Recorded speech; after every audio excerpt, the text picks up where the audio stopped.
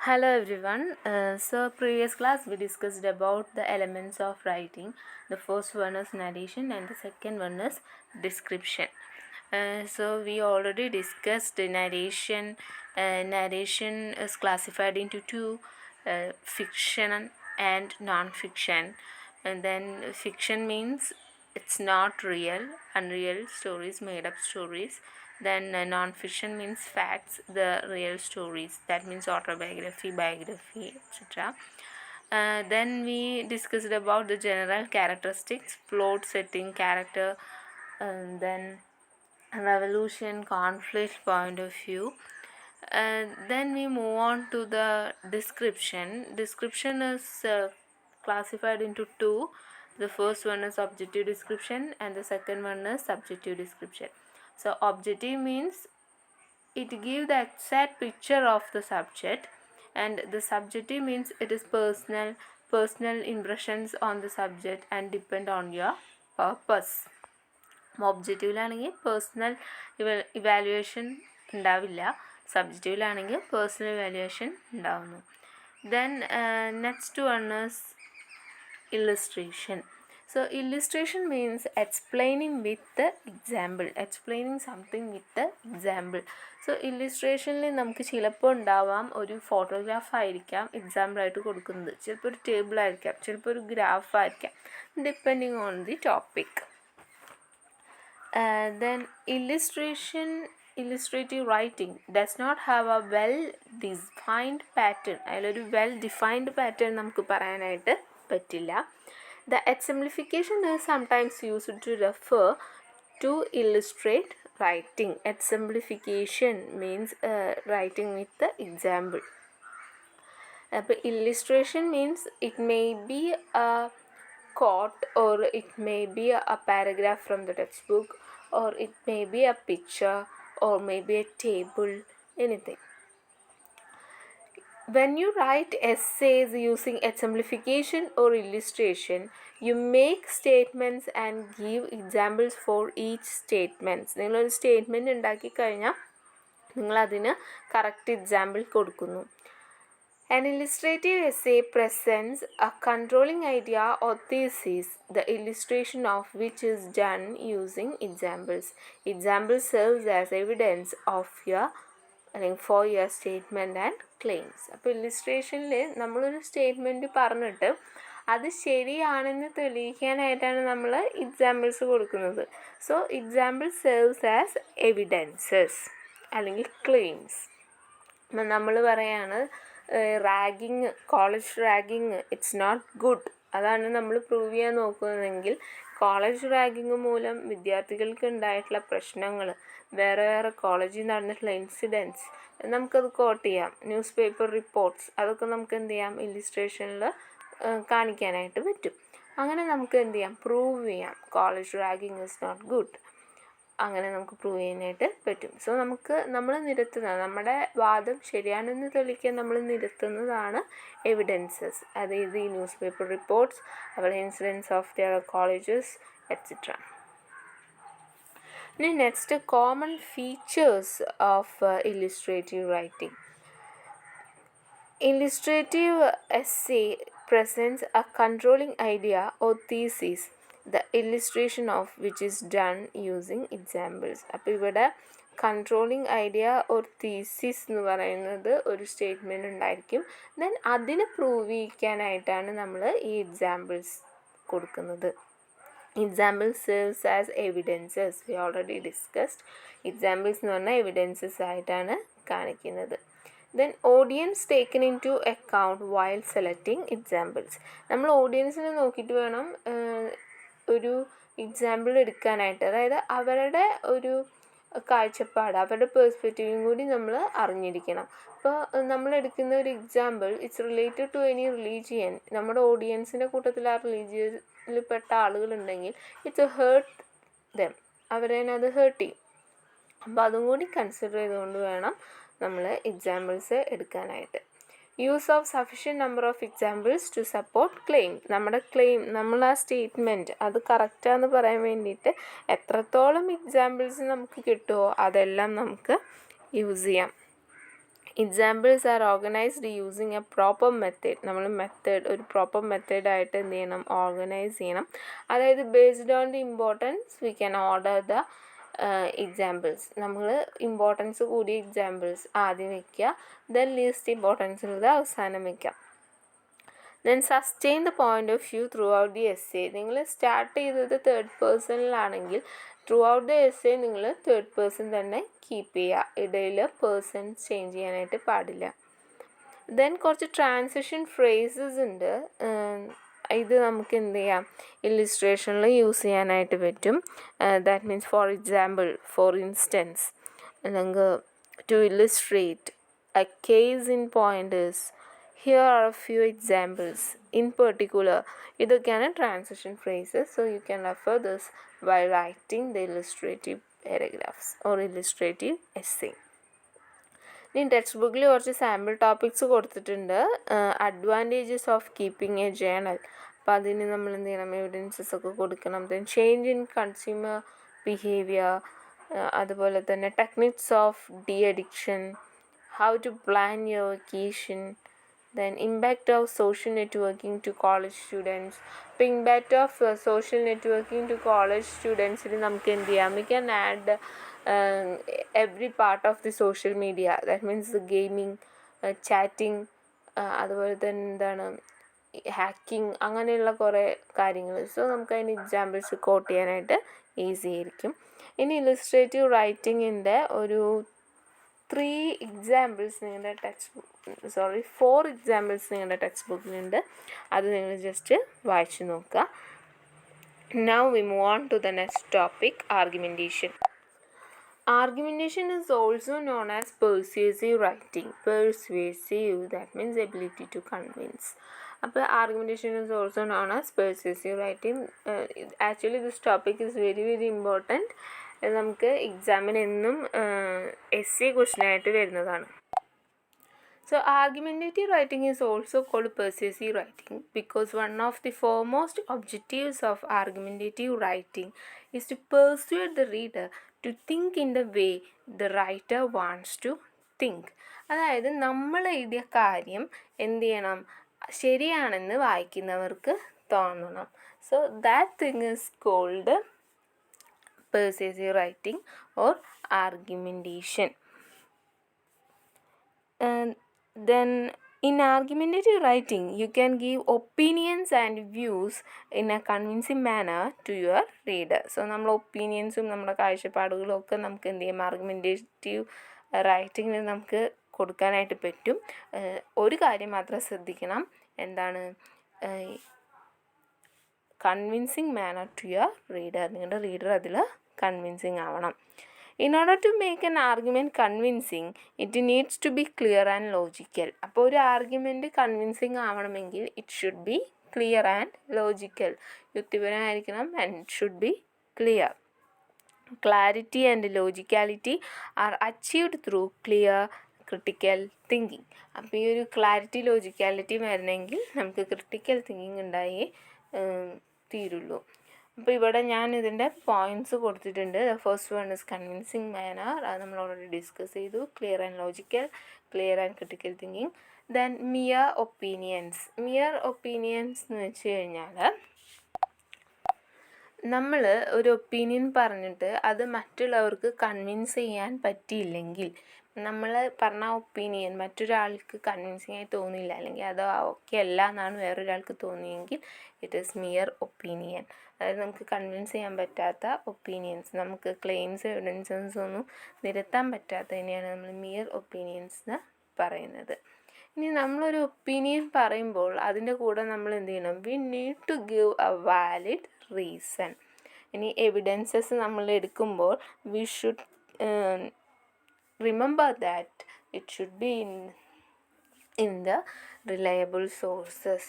നമ്മൾ എന്ത് ചെയ്യണം, ഈ ഒരു ഒപ്പീനിയൻസ് അല്ലെങ്കിൽ എക്സാമ്പിൾസ് അല്ലെങ്കിൽ ക്ലെയിംസ് ഇതൊക്കെ എടുക്കുമ്പോൾ നമ്മൾ റിലയബിൾ സോഴ്സ് ആണോ എന്നും കൂടി ചെക്ക് ചെയ്യണം. സോ റിലയബിൾ സോഴ്സസ് ഏതൊക്കെയാണ് നമ്മൾ പറഞ്ഞിട്ടുണ്ട്.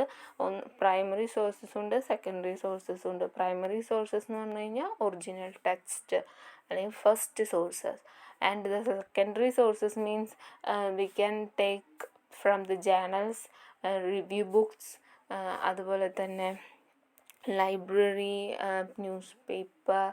ദെൻ ഒതൻറ്റിക് ആണോ എന്നും കൂടി നമ്മൾ ചെക്ക് ചെയ്യണം. നമ്മൾ ഓൾറെഡി പറഞ്ഞു വിക്കിപീഡിയ എന്നുള്ളതൊന്നും നമുക്ക് ഒതൻറ്റിക് ആയിട്ട് പറയാനായിട്ട് പറ്റില്ല. ഇനി next important point is argumentative essay consist of A set of debatable statement. Debatable statements ആണ് ആർഗ്യുമെൻറ്റേറ്റീവ് എസ്സേയിൽ ഉണ്ടാവുക. It's like debate. നമ്മൾ എന്ത് ചെയ്യുന്നു, സംവാദിക്കുന്ന പോലെയാണ് ഈ ഒരു ആർഗ്യുമെൻറ്റേറ്റീവ് എസ്സേ ഉണ്ടാവുക.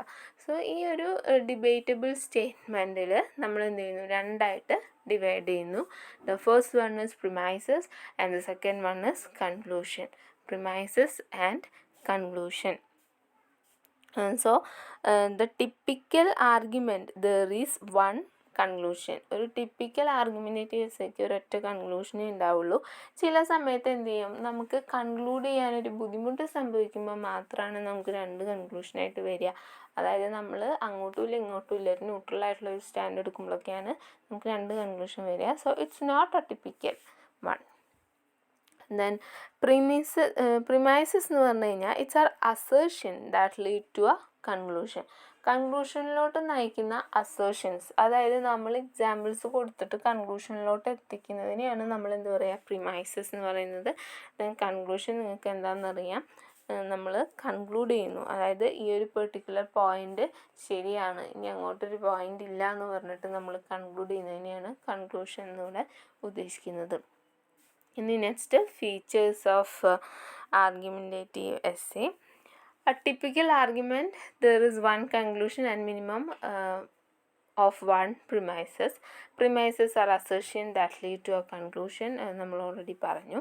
Premises that enable formulation of conclusion also need to be supported by further clarification and evidences.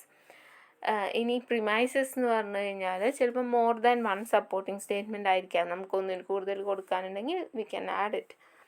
Then supporting statements include opinions of others. ഇപ്പോൾ പ്രിമൈസസിന് സപ്പോർട്ട് ചെയ്യണം. നമ്മളൊരു ക്ലെയിം വെച്ചു, നമ്മൾ നേരത്തെ പറഞ്ഞു റാഗിങ് ഈസ് നോട്ട് ഗുഡ്, അതാണ് നമ്മുടെ ഒരു സ്റ്റേറ്റ്മെൻറ്റ്. അപ്പോൾ അതിന് സപ്പോർട്ട് ചെയ്യാൻ വേണ്ടിയിട്ട് നമുക്ക് എന്ത് ചെയ്യാം, we can quote from text, reports, agencies, അതൊക്കെ നമുക്ക് കോട്ട് ചെയ്യാം.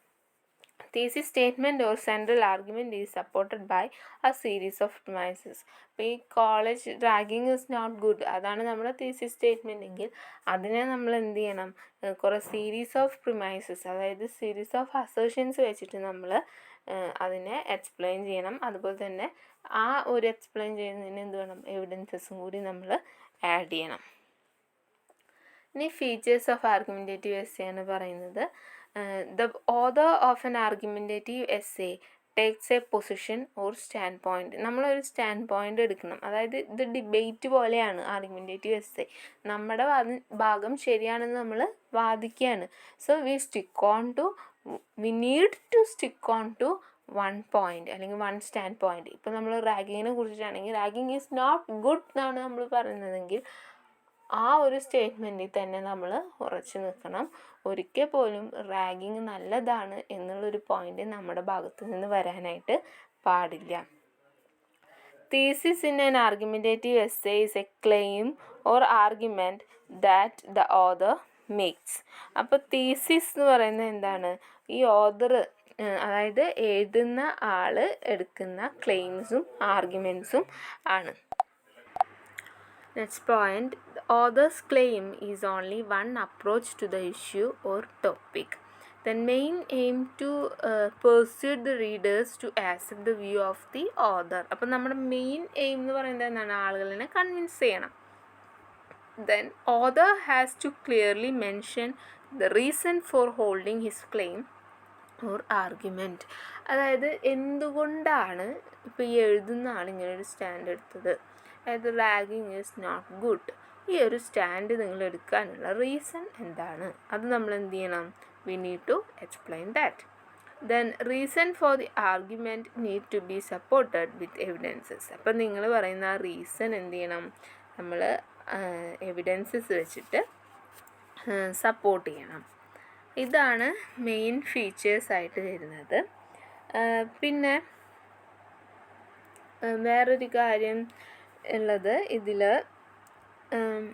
ഹ്യൂമാനിറ്റീസ് സബ്ജക്ട്സ് അവർക്ക് എങ്ങനെയാണെന്ന് വെച്ച് കഴിഞ്ഞാൽ പോയം, നോവൽ, ഡ്രാമ ഇതൊക്കെയാണ് വരിക. അപ്പം അങ്ങനെയൊക്കെ വരുമ്പോൾ ഒരാൾ ഇൻ്റർപ്രറ്റ് ചെയ്ത പോലെയല്ല അടുത്ത ആൾ ഇൻ്റർപ്രറ്റ് ചെയ്യുക.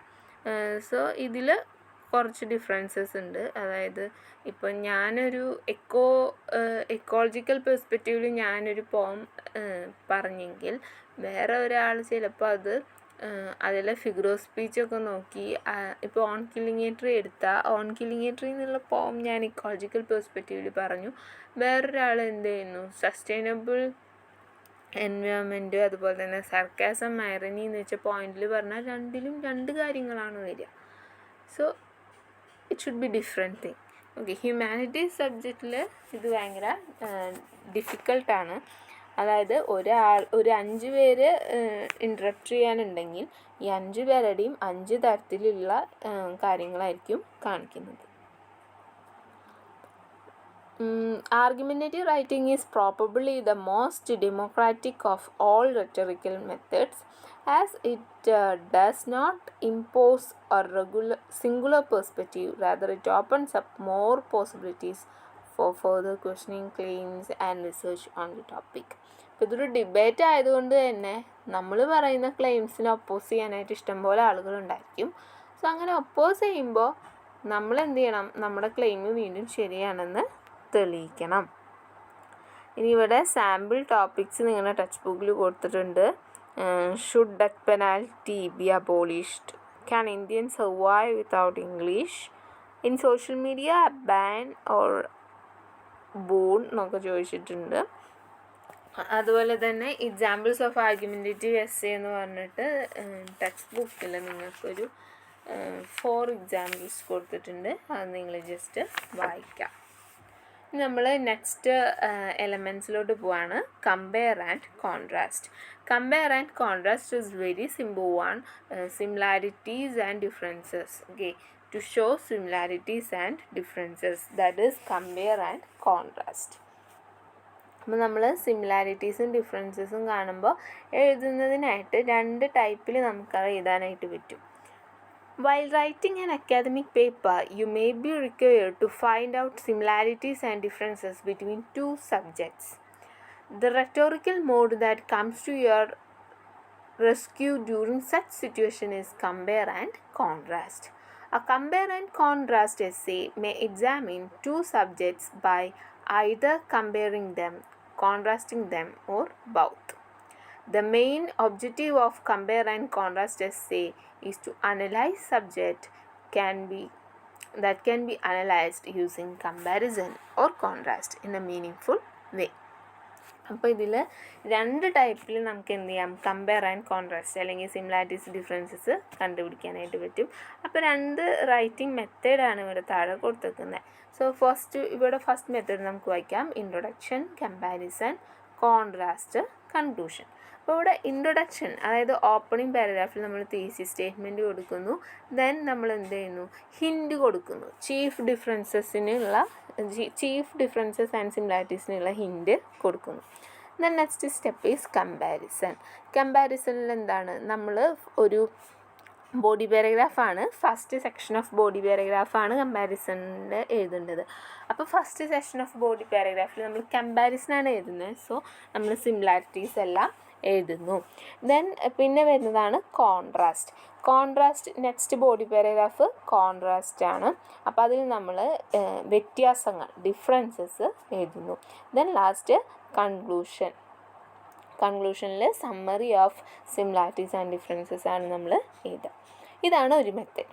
ഇനി രണ്ടാമത്തെ method introduction, first body paragraph, second body paragraph, third body paragraph and conclusion. അപ്പോൾ ഇതിൽ ഇൻട്രൊഡക്ഷനിൽ നമ്മൾ മുന്നേ പറഞ്ഞ പോലെ തന്നെ തീസിസ് സ്റ്റേറ്റ്മെൻറ്റ് എഴുതുന്നു. ദെൻ പിന്നെ എന്ത് ചെയ്യുന്നു, ഈ ഒരു കമ്പയർ ആൻഡ് കോൺട്രാസ്റ്റിലെ മേജർ തിങ്സിൻ്റെ ഒരു ഹിൻഡ് കൊടുക്കുന്നു. ദെൻ ഫസ്റ്റ് ബോഡി പാരഗ്രാഫിൽ നമ്മൾ ഫസ്റ്റ് പോയിൻ്റ്, ആദ്യത്തെ ഒരു സിമിലാരിറ്റി എഴുതുന്നു, പിന്നെ ഒരു ഡിഫറൻസ് എഴുതുന്നു. ഇനി രണ്ടാമത്തെ ബോഡി പാരഗ്രാഫിൽ രണ്ടാമത്തെ ഒരു സിമിലാരിറ്റി എഴുതുന്നു, രണ്ടാമത്തെ ഒരു ഡിഫറൻസ് എഴുതുന്നു. ദെൻ മൂന്നാമത്തേലും ഇതുപോലെ മൂന്നാമത്തെ ഒരു സിമിലാരിറ്റി, മൂന്നാമത്തെ ഒരു ഡിഫറൻസ് അങ്ങനെ എഴുതുന്നു. ദെൻ അങ്ങനെ എല്ലാ സിമിലാരിറ്റീസും ഡിഫറൻസസും എഴുതി കഴിഞ്ഞാൽ ലാസ്റ്റ് കൺക്ലൂഷനിൽ ഈ പോയിൻറ്റ്സൊക്കെ ഈ summarise the points compared or contrasted and restate the thesis statement. അപ്പം ഇതാണ് കമ്പാരിസൺ ആൻഡ് കോൺട്രാസ്റ്റിൽ വരുന്നത്. ഇനി നിങ്ങൾക്ക് ടെക്സ്റ്റ് ബുക്കിൽ ഇതിൻ്റെ ഒരു എക്സാമ്പിൾ കൊടുത്തിട്ടുണ്ട്, ഒരെണ്ണമല്ല ഒരു 2 എണ്ണം കൊടുത്തിട്ടുണ്ട്.